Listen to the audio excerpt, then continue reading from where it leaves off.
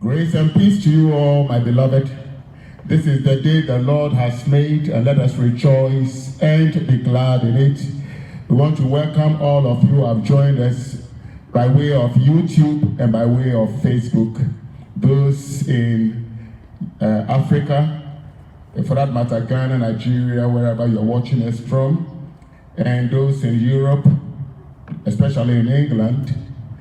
You've joined us on YouTube and on Facebook. We appreciate the time you've taken to be with us this afternoon. And all of you have joined us here in the US, both in North Carolina and all across the continental US. God bless you all.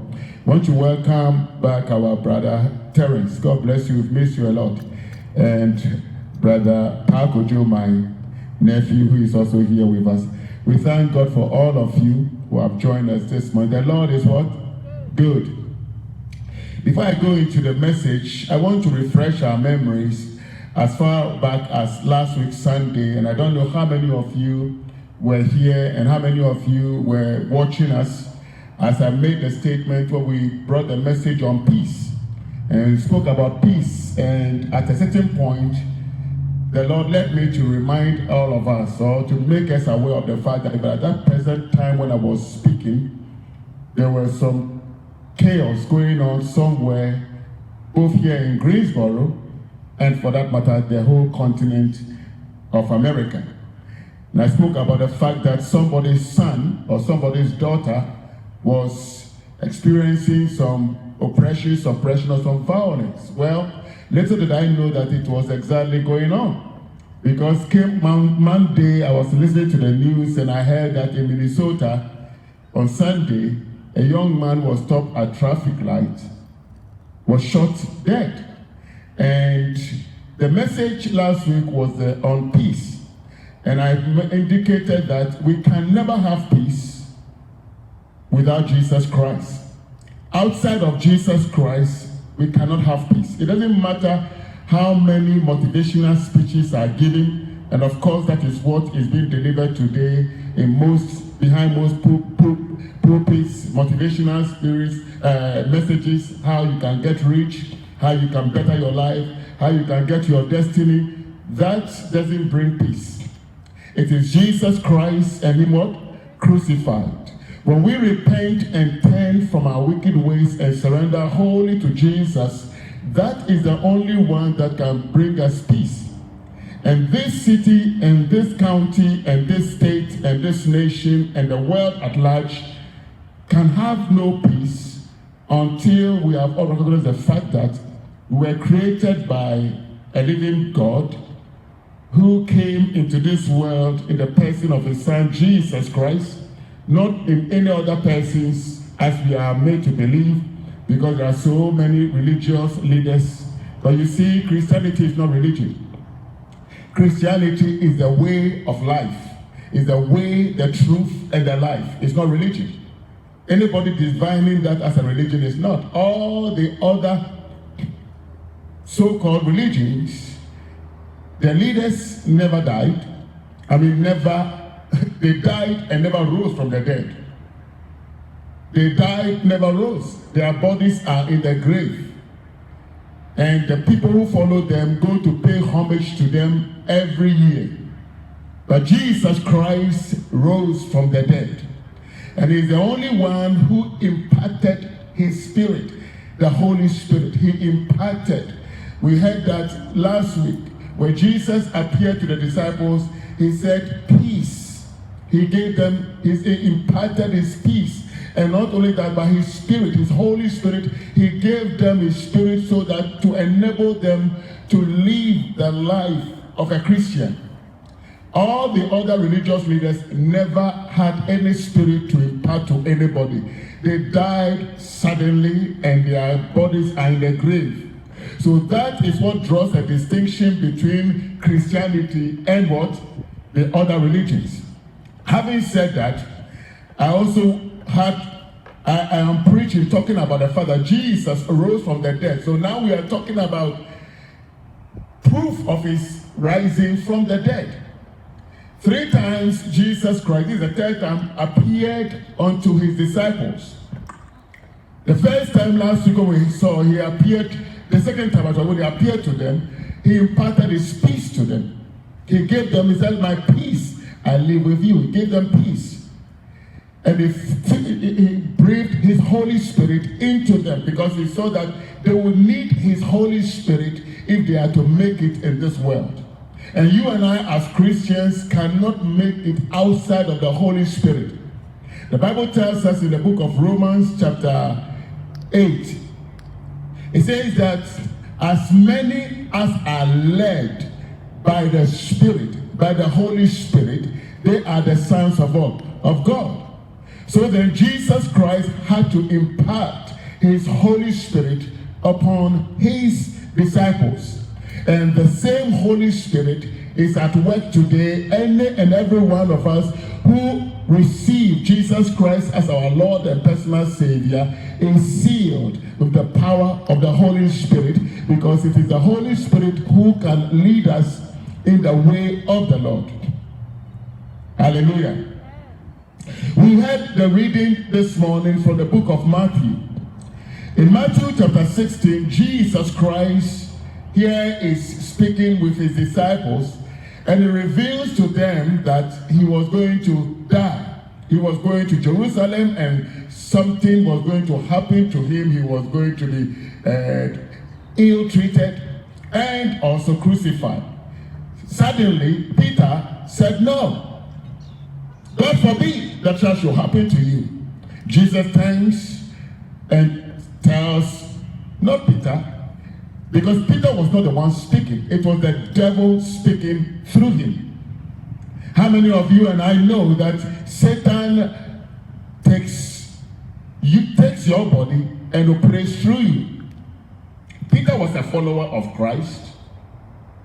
Peter was a follower of Christ. When you go back to the book of Luke, you find out how Jesus Christ, the first time when he met Peter and Andrew, they were fishing. And he calls them and tells them, follow me. I will make you what? Fishers of what? Men.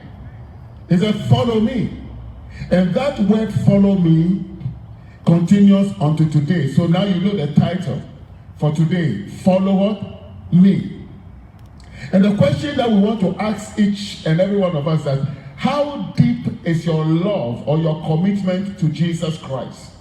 How deep is your love for Christ and your commitment to Jesus Christ? What is it that is going to cause you to put a pause on your following of Christ?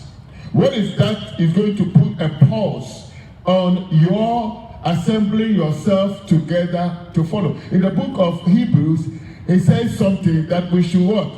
Not refrain from assembling ourselves what? Together. It takes true love, genuine love for Christ, and absolute commitment to Christ for you and I to follow Christ no matter what. No matter what? What? Our commitment to Jesus Christ and our love for Christ should not be conditional.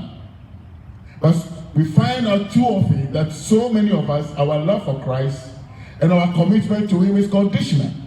Not until I get what I want, I will not follow Christ.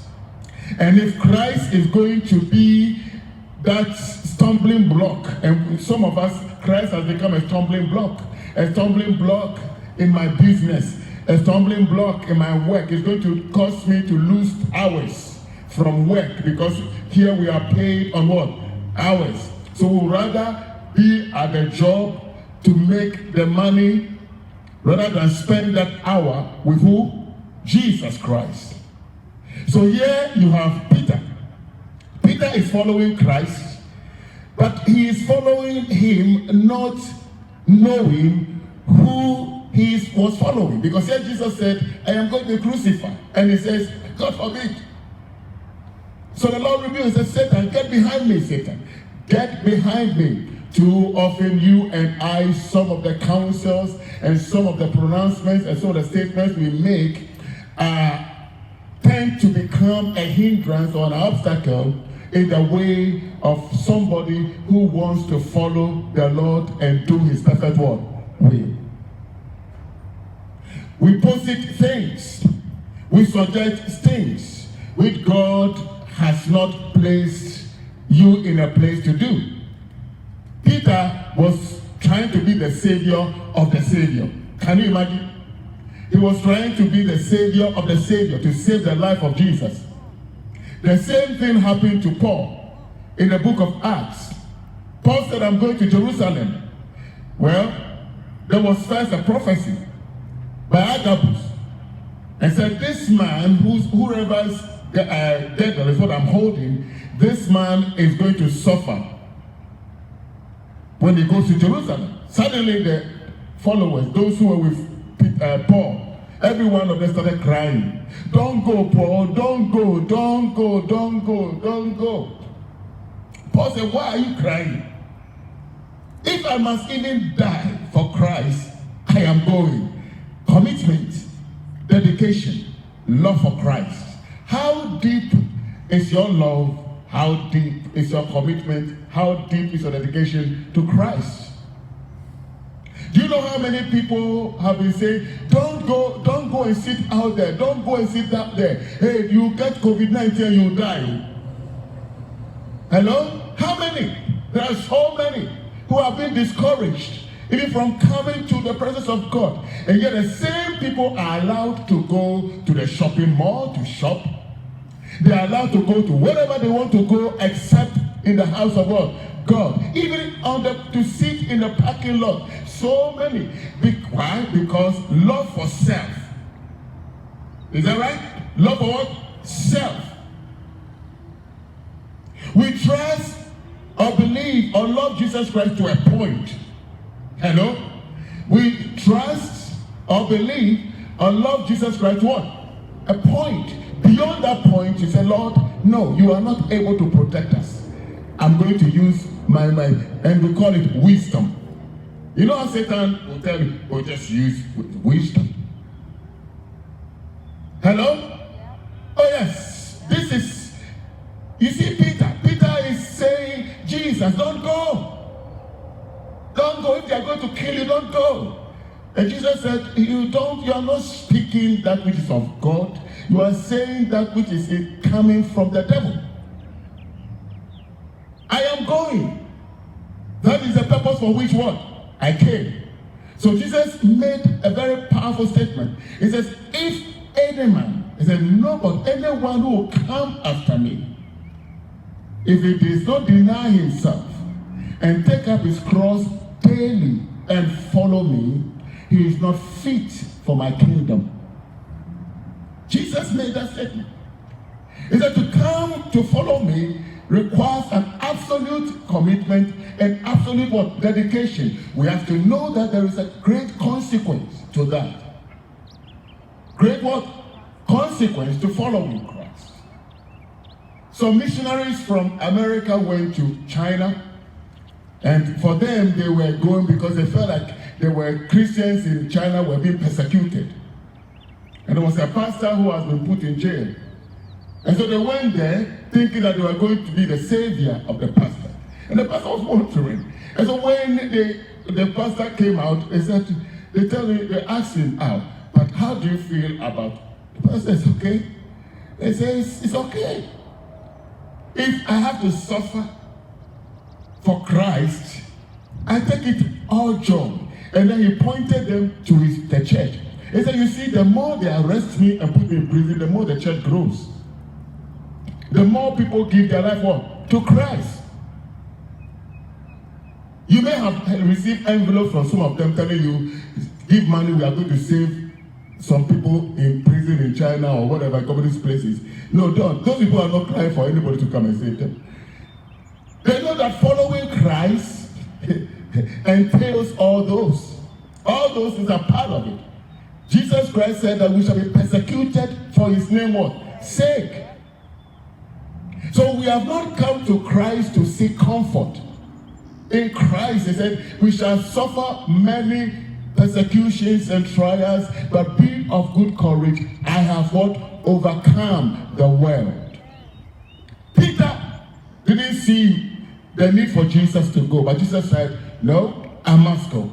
And then Jesus tells every one of them that whoever will come after me, let him deny himself. How much of yourself have you denied? Hello? How much of yourself have you denied? How much of the world have you given up? Too many of us, like I stated on Friday, the world has successfully evangelized us instead of us evangelizing what? The world. If the world comes today, the world will find some of its culture in you and I. Hello? Every fashion, every culture, everything that the world steals out, you find Christians, we are the first in line to go and what? Get. Jesus said, let us rise up and go. The prince of this world is coming. But let us rise and go, for he has nothing in what? In me. Does the world have something in you? It had something in Peter. So Peter was not willing to let go. And Jesus said, except you deny yourself and take up your cross sometimes. No. Take up your cross daily. Daily. Cross denotes suffering. Be willing to suffer for my what? Sake. Take up your cross and follow me daily. Too many of us Christians are not willing to take up the cross. We want to enjoy, but we don't want to what? Suffer. In the book of Timothy, the Bible, Paul writes and says, if you suffer with him, then you shall what? Reign with him. If you die with him, then you will live with him. It's not the other way around.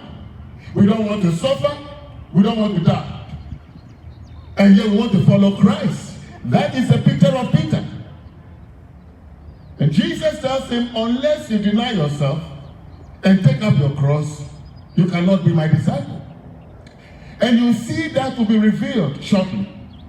At another point, Jesus Christ said, in the book of Matthew, and Luke actually, Luke chapter 9 verse 62, it says, no one having put his hands on the plow and looks back is worthy of me. No one who puts his hand what? To the plow. No one who makes a commitment to follow Christ. No one who says, I love Jesus, and then now looks back. It says, it's fit for my kingdom. Total commitment and total love, absolute love for Christ is required of any and everyone who identifies himself as a follower of who? Of Christ. There ought not to be anything that is to discourage you from following what? Christ. Does it mean that there will be no trial? There will be trial. There will be what? Great trial. I remember last year a young lady who would not want me to identify. She came and after service she said, Pastor, the Lord has told me that not every one of you, those people who are working, who have given themselves and they are working in this church, will not die. Nothing will happen to them. And then she said, I also want to work here. Little did I know that she was speaking of what is to happen. It was a prophecy. That we will get COVID-19, we will contract COVID-19, but we will not what? Die. That was the prophecy. It says, it was the Lord encouraging us. Keep on doing what you are doing. You will not what? Die. And we kept on faithfully unto the end. In spite of the cold. We were here 31st night, we did all that. Came the first week of January, then we all came down with COVID-19. By the middle and the end of January, the Lord has healed all of us. None of us went to see the doctor. No. It took just steam inhaling, ginger, hot soup. That's all. And the Lord healed us. The Lord healed us. The Lord healed us. To confirm, to fulfill the prophecy that the sister said. She had just arrived from Texas. And the Lord gave her the message to give to me. And the Lord honored his word. How deeply committed are you to Christ and his work? Peter is being challenged. And you have in Luke, like I said, 9:62, you can read that on your own. I'll just leapfrogging all of that just to sum it up. But it says, anyone who puts his hand on the plow and looks back is not worthy of me. And you know, the sad thing that is happening is today there is a competition going on. There was a pastor in Ghana who went to take the vaccination. He took the vaccination. And then another, I think he heard that people were saying that because he took it, he didn't have faith. So you see that there's a competition going on. You don't have faith. Who tells you that just because you take the vaccination you don't have faith, my friend? It doesn't mean that. Whether you take it or don't take it doesn't mean that you don't have what? Faith, or you have faith. Don't let the ones who take the vaccine look at those who don't take the vaccine as not being wise. And don't let those who don't take the vaccine say to those who have taken the vaccine as wise or don't have faith. Let not one of us judge each other on that at all. Because for every one of us, we have to put our faith resolutely in what? In the Lord. Even those who make the vaccine and say that they are not sure of its protection. But we can be sure of one thing. The blood of Jesus, the power of the living God, is able to keep you and I safe and secure. Hallelujah. The Lord never fails. The greatest vaccine that you can ever have is the blood of Jesus Christ. Hallelujah. The greatest vaccine is the blood of what?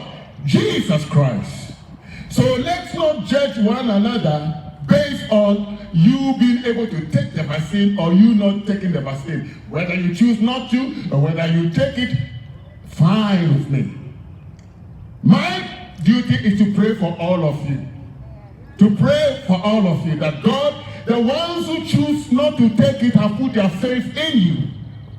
And the ones who also have taken it also have put their faith in you. Keep them all. Especially those who have taken it, keep them from the side effects of it. Because we don't know what will break out next year. And they'll begin to point it back to what? To the vaccine. So keep them what? Safe. And hide them all in the blood. Hallelujah. The Lord is what? Good all the time. All the time. Amen. Now Peter's faith is going to be, his commitment to Christ is going to be put to test.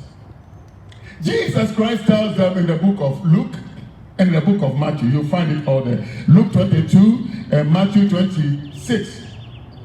Jesus Christ tells the disciples what is going to happen. That he, Jesus Christ, was going to be taken. He is going to be taken. And many of them, all of them will run away from him. Suddenly, here is Peter. Peter is the most outspoken one. He is the one who always wants to show that he is really committed. He said he's really committed. He said, Jesus, even if it means me going to die with you, I will go with you. I will not be among the people who what desert you. Mama, did you hear that? Peter said, he said, I will never what desert you. I don't know how many of you have experienced the same thing. How many? You've gone to the altar with a man or with a woman, and then you all take a vow for better and for what? Worse. As long as it was better, we're fine. But then when worse shows up, the man is gone. Hallelujah. Hey, the woman is gone. For better or for worse. Peter was assuring Jesus, look, I am married to you. Bone to bone, hip to hip, head to head, everything. If you have to die, I will die with you. Jesus Christ looked at Peter and loved him. He loved him because he said, you don't know what you're talking about. He said, look, before the cock crows, you will deny me how many times? 3 times. 3 times. Hallelujah. Do you know how many people have been with us in this church ever in the beginning? Do you know how many of them will come to stand before and say, I'm joining and be a member of the church? So how many of you, Pastor, I'm going to be with you? You look around. Commitment, dedication, and what? Love. Peter loved the Lord, he claimed, but not to the point of dying with him. So here you have a little child even caused Peter to start cursing. A little servant. He said, your voice, you sound like one of the... Peter said, I think now the flesh rose up. If you don't keep your mouth shut, Hallelujah. Peter denied the Lord 3 times. 3 times. Commitment, dedication, love. He said, I will die with you. But when the time came, he denied it. One of the disciples ran. He ran naked. He said, you are my clothes. These are how people who, at the one point, they thought they were committed, dedicated to Christ. How dedicated and how committed are you to Christ Jesus? And this is going to lead us to the message, John chapter 21. I have just laid the foundation for this one. John chapter 21. Now Jesus Christ has put their faith to the test and has gotten from them words of commitment, Peter in particular. But suddenly we are in John chapter 21. Jesus Christ has risen from the dead. Peter heard of it. Peter knew of it. That Jesus had risen. He showed himself to them. Remember, he came and breathed on them and gave them his Holy Spirit. But after all that, here is Peter. Peter was supposed to follow Christ. But Peter was supposed to deny himself, take up the cross, and daily follow Christ.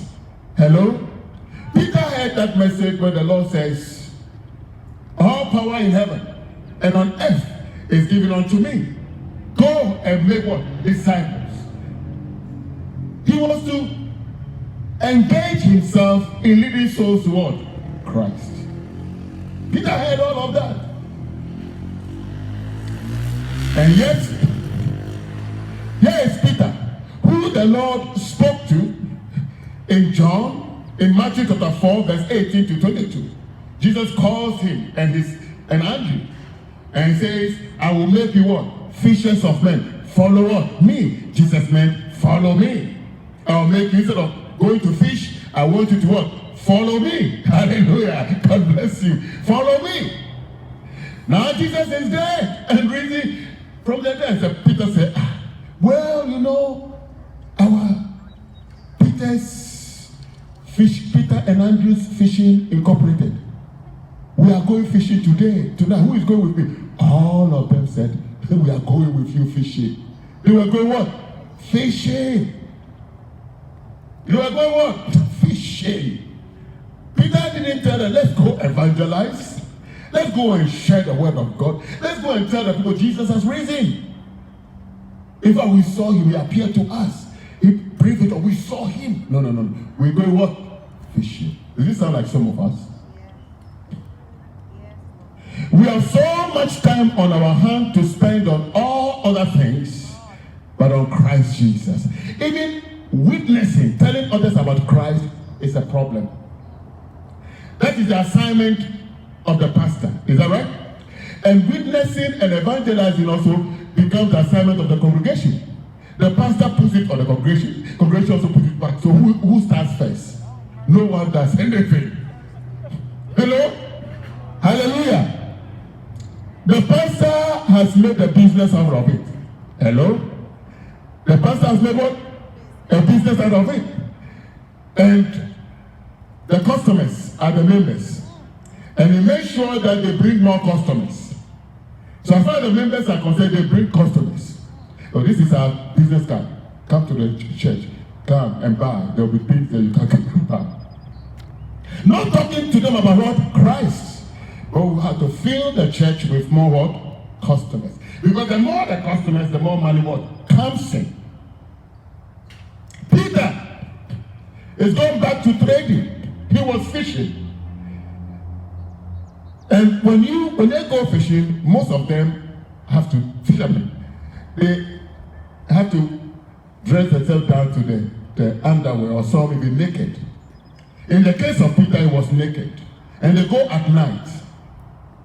So that in the morning, they can sell the fish what? Fresh to those who come and buy.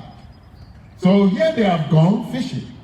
And the Bible says they went and spent all night and they didn't catch anyone. Fish. That is what happens when you and I do things outside of what? Christ. That is what happens when you and I choose not to do the perfect will of God, but to do your own what? Will. You'll be going in what? Seconds. Peter and the disciples had gone, his friends, the business. I think when they went there, they even had their business cards to give to some of the fish. So the fish would go and tell other fish that, look, we come. Hallelujah. Hallelujah. So they fished all night and there was no fish. Hallelujah. There was no what? Suddenly, Jesus appeared on the scene. And Jesus Christ was standing. As soon as he came, one of the disciples said, oh, where is the master, Jesus? And so Jesus said, have you caught any fish? I just love Jesus. He knew it all. But he always wants you and I to speak and say the truth. Because they could easily have said, like Pastor Pimple, you've not caught any fish, but just to show the macho in you. Oh yeah, we caught some, but we sent it home. Or we caught some, but somebody came to steal it. We have everything to say, just to make us look what? Good.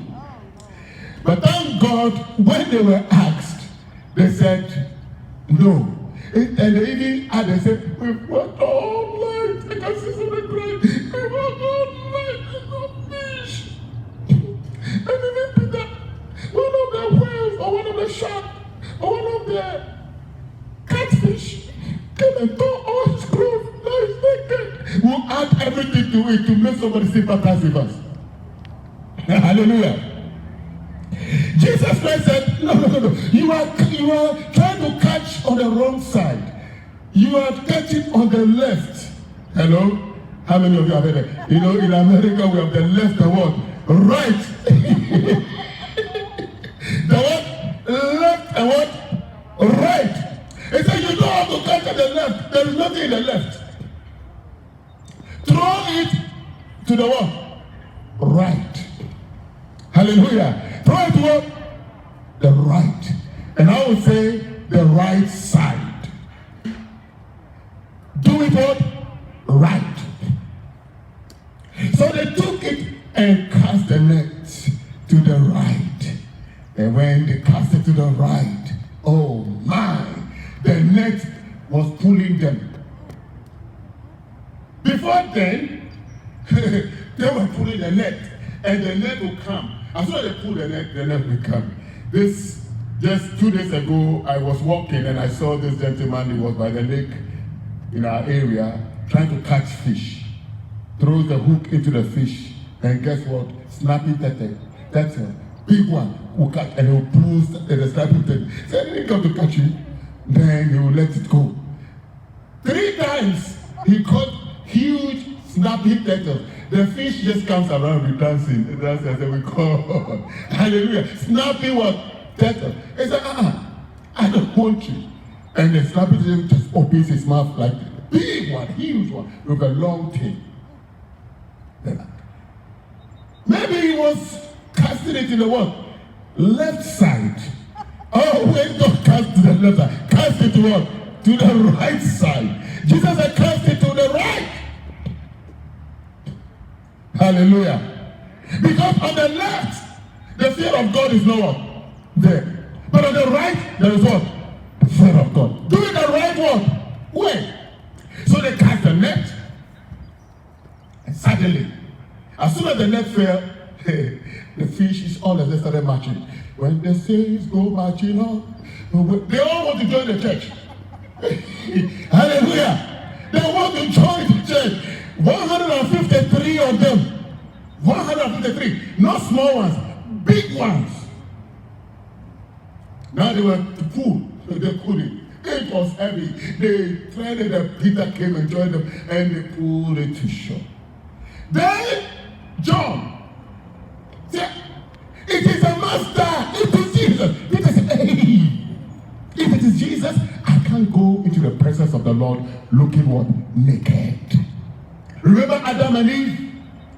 When they were in the garden, they heard the voice of God. Suddenly they said, God said, what are you looking with? We are naked. God said, who told you that you are naked? How do you and I come into the presence of the living God?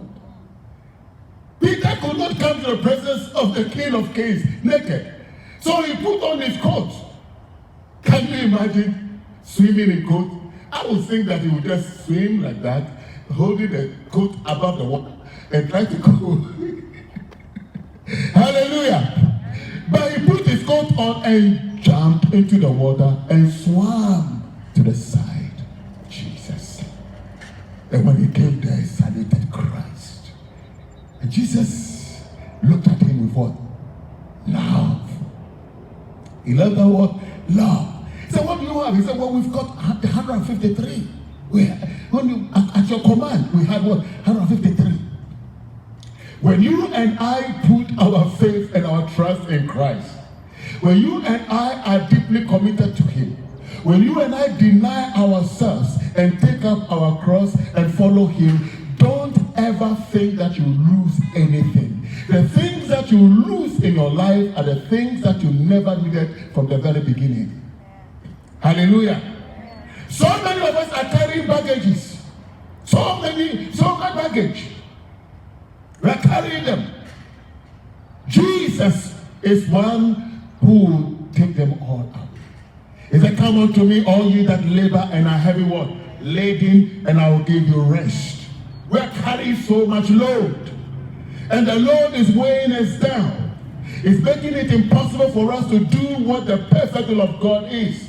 So that the world is able to dictate to you and I things to do and things not to do. And so many of us have found ourselves become disciples of the world instead of the other way around. The world has successfully evangelized the church. If you come to the church today, the world comes to the church, they will find all their things in here. Hallelujah.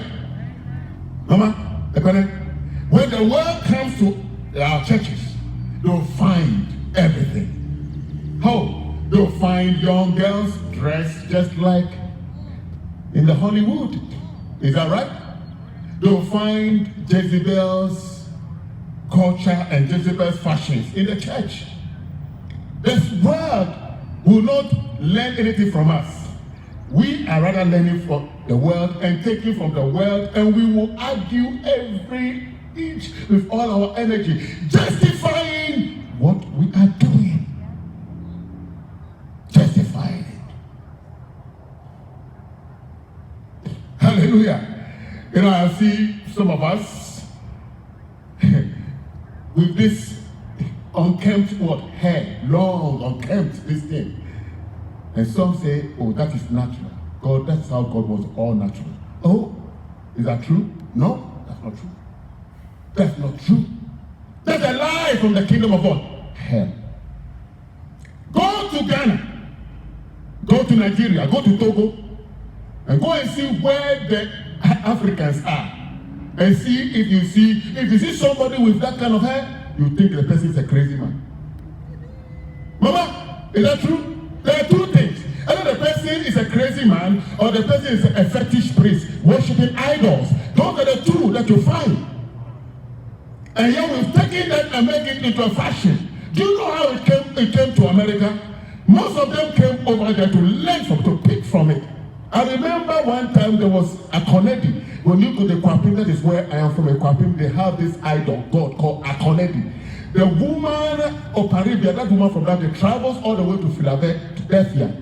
And she has disciples there who she teaches that worship. Worship. And most of these people from Hollywood and the rest, they go there, they learn, they take those cultures, and they make you and I think that that is how it's supposed to be. That you have to, your ear, there should be a big hole hanging, your lip, you have to hang it down, your nose, you have to bore a hole through. And we so many have drills, we drill it through, and we say that is natural. That is not natural. It is Satan who has caused them to try to make themselves look like we. Hallelujah. Make the world look like they sell it as fashion. And when you come to the churches, you'll find it in the church. Some of our bodies have become billboards. Hello? Has become what? Billboards. With all kinds of scribbling on our bodies, and we say it is natural. It is natural. No, it's not.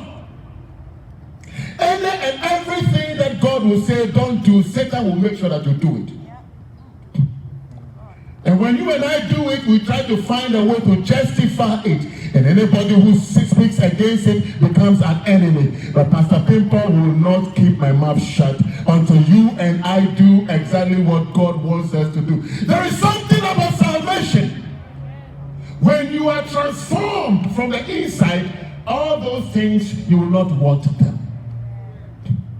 Hallelujah, Mama. Is that right? I've watched people who give their life to Christ. As soon as they surrender their life to Christ, they take the 5 at that time, there are 5 cigarette boxes. They take it out of their pocket, throw it away. They throw away their beer bottle. They throw away everything, and they never go back to it anymore. The only place I found that to have somebody who calls himself, is giving himself Christian to Christ, and still carries it. He carries it to church. He is even a deacon. And when he's as a deacon, he will take a smoking break, cigarette smoke break. He will take break, go and smoke, and then come back in. And nobody says anything. Why? Because it is commerce. It is commercial. And who knows whether that company that manufactures that cigarette has been giving money to that church? And so we encourage people to smoke and take this poison into our bodies and kill themselves. Why? Because we can't stay away from the money. Commitment to Christ. Here you have Peter. So Jesus Christ, in a very usual way, I love Jesus. I love Jesus. How many of you know that Jesus Christ can cook? Amen. Jesus Christ can cook, and he does what? Cooks. Is that right? He cooks. Before Jesus Christ washed the feet of the disciples, he humbled himself. He is that humble. He is the definition of humility. He is a leader. And yet, he submits himself to wash the feet of his what? Disciples. It was not like a time of service that you do it once. Jesus, if that was he would wash their feet every day. Jesus, there's nothing that is beneath him in terms of service except to sing. So here he comes. He walks over, sets fire on his own, and he's cooking. So when they came and they saw him, they saw fire. They saw you cooking bread and fish. And everybody, they were wondering, where did he get the fish? He might have called the fish, hey fish, come on. And the fish jumped out. He said, get on the fire. Fish. And bread. So he asked them, now what do you have? He said, bring some of your fish. He brought it. And he took the fish and cooked. And then he invited, he said, come and what?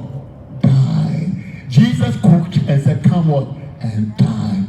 Oh, that Christians, oh, that you and I will take down all those lofty clothes and lofty titles, take it down and become servants.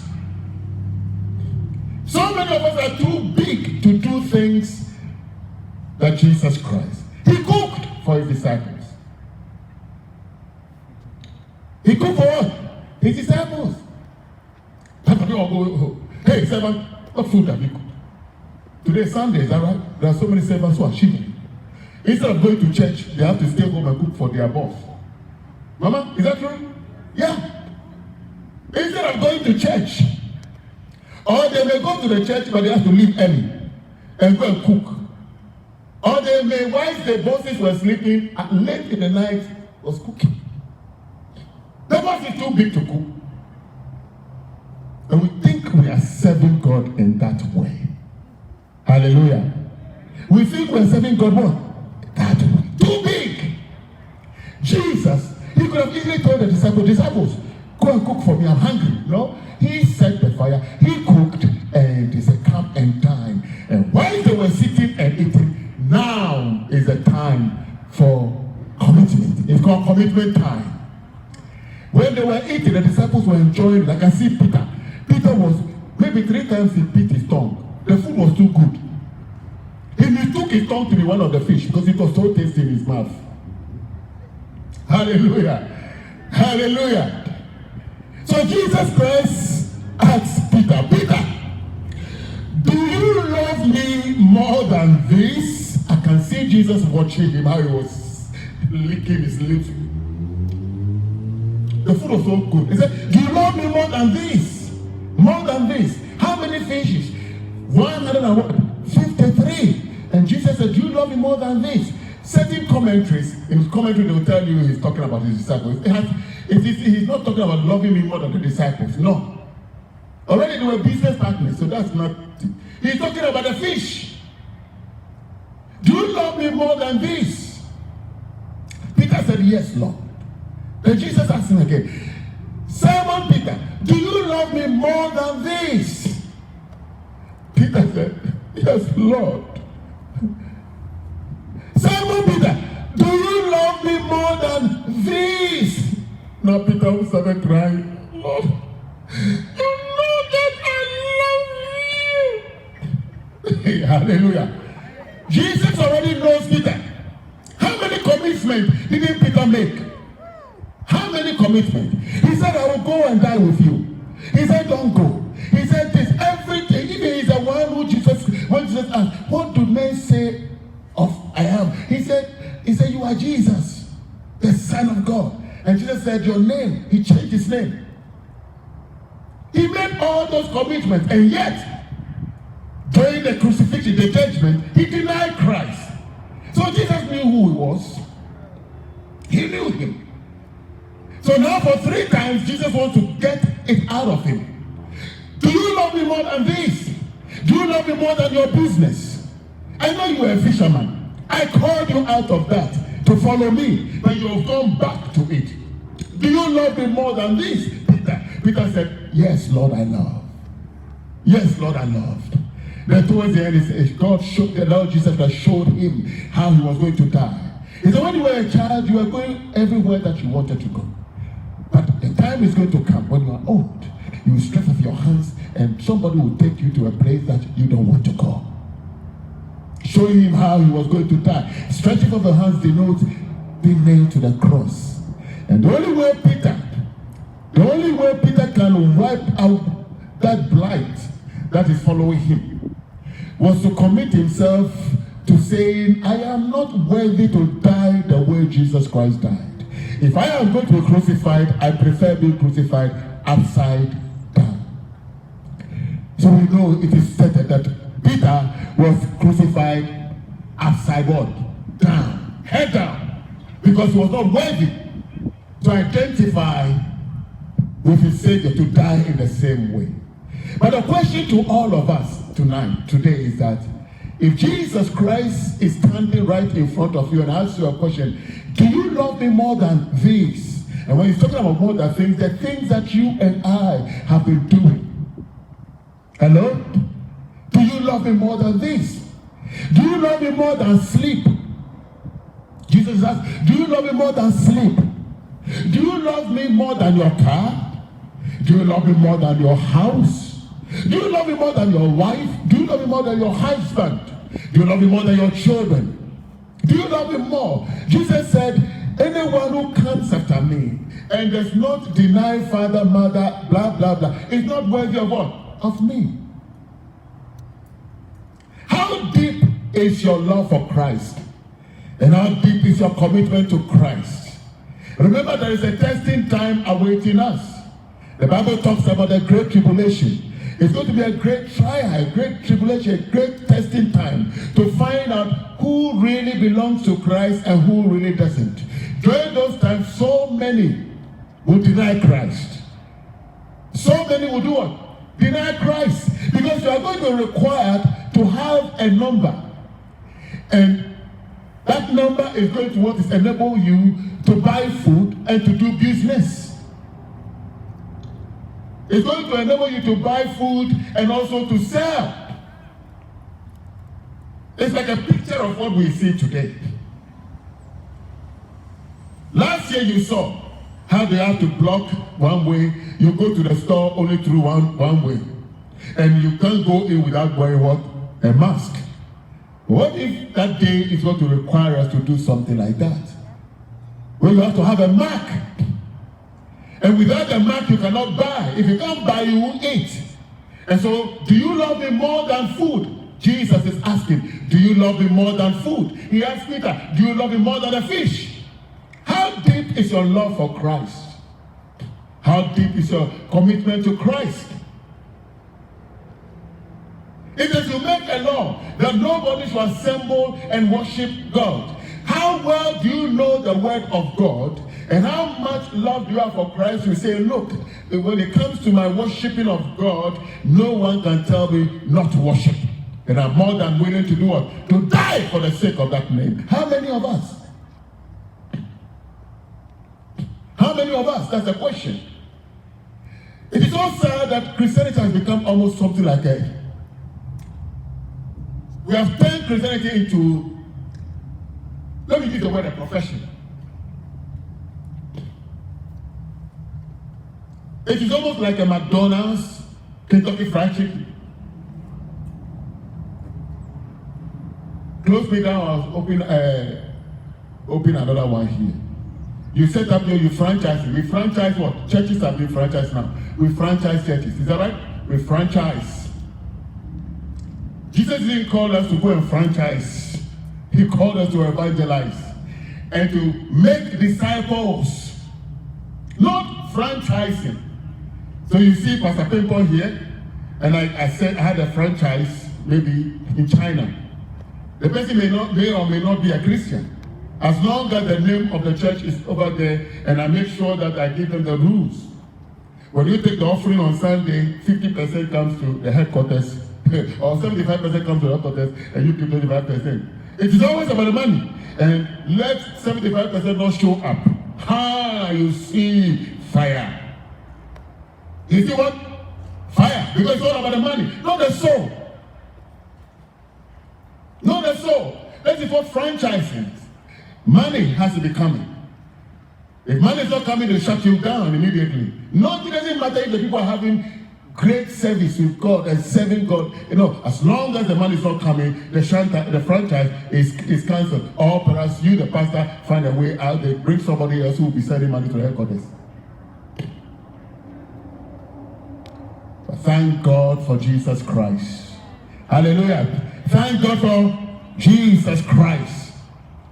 And the question again, if the world should come and make demands of you and I to find out, the world goes and says, I'm going to collect my things back. If you are going to church, I'll collect my things back. Will the world find something in you that belongs to the world?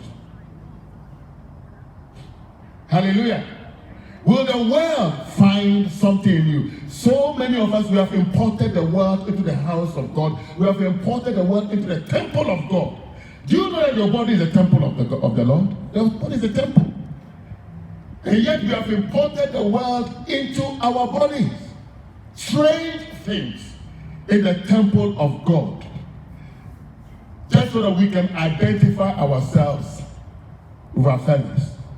On your job, they introduce you to certain kind of fashion and you take it. But do not take the Jesus that you are preaching to them. Why? Because you look very close to them. You don't look any different from them, so why should they follow you? Hello? Why should they follow you? We have to be different.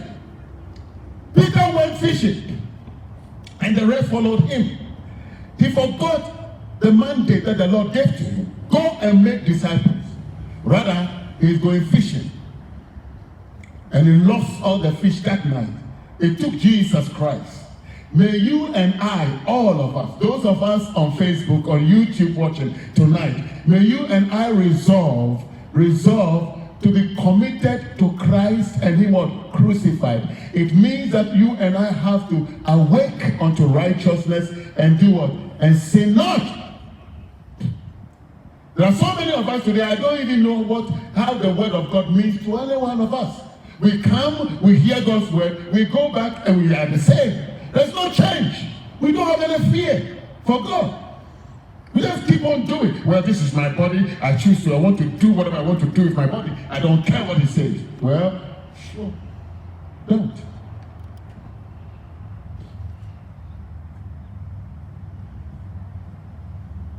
Is there a heart that is waiting, longing for pardon today? Jesus, His mercy proclamation. Jesus is passing this way. Is there a heart that is waiting, longing for pardon today? Hear this mercy proclamation. Jesus is passing this way. Oh, Jesus is passing this way. Hey, this way. Oh, yes, this way. Jesus is passing this way. Hey, He's passing this way right now. Hallelujah. Jesus is passing this way. He is passing this way. Yes, He's passing this way.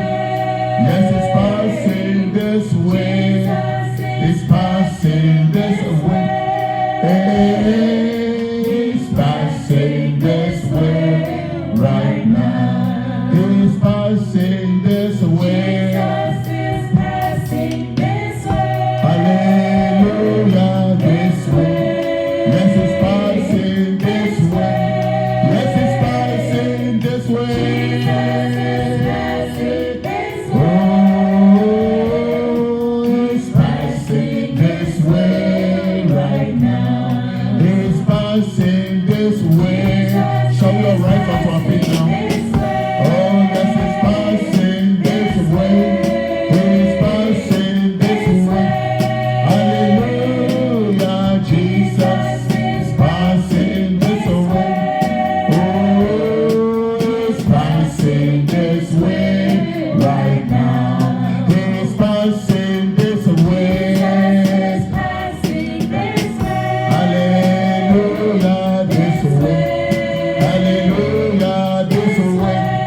This way, Jesus is passing